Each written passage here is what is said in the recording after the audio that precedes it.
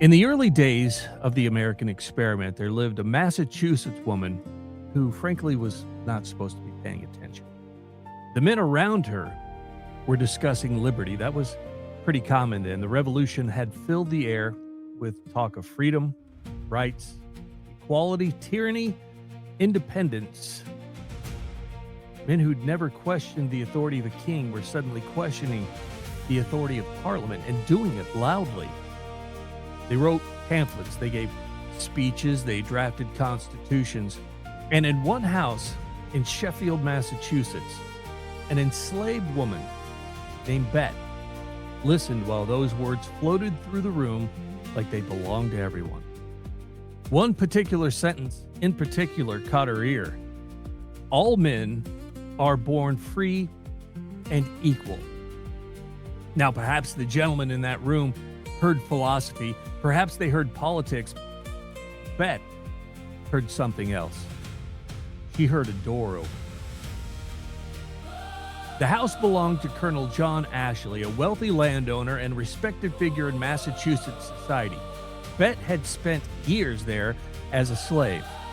She cooked meals there, cleaned floors there, moved quietly through rooms where important men discussed the future of liberty, while never once imagining that the woman tending the fire might take them seriously. And she did. For once she heard those words, she began noticing something difficult to ignore.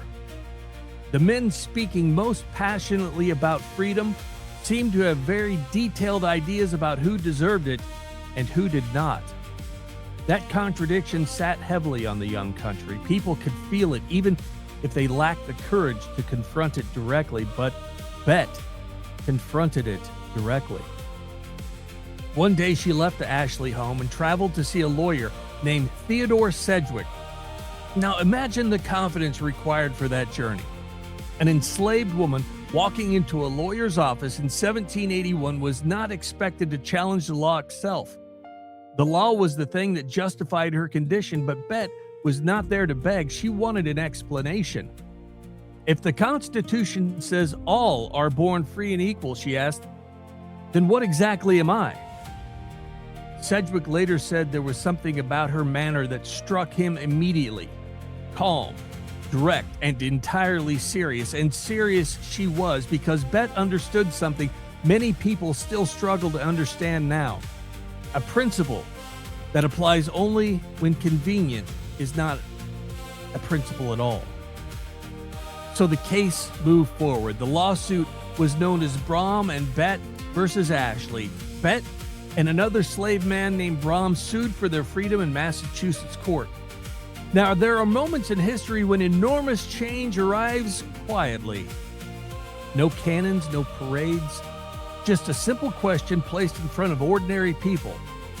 Do the words mean what they say? The jury ruled for Bet, and just like that, she was free.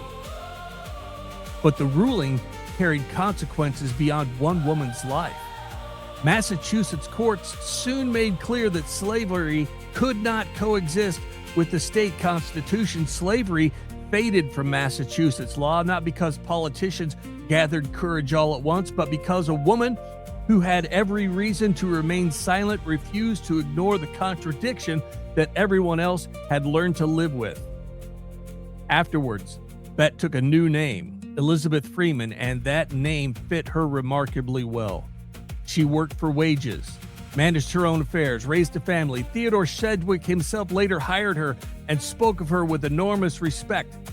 Years later, when asked how she found the courage to challenge slavery in court, Freeman gave an answer that still sounds very American in the best sense of the word. I heard that paper read yesterday, she said, saying that all men are born equal and that every man has a right to freedom. I am not a dumb critter. Won't the law give me my freedom? There it was.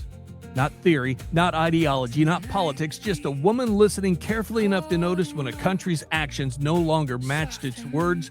And perhaps that is how liberty moves forward once we realize.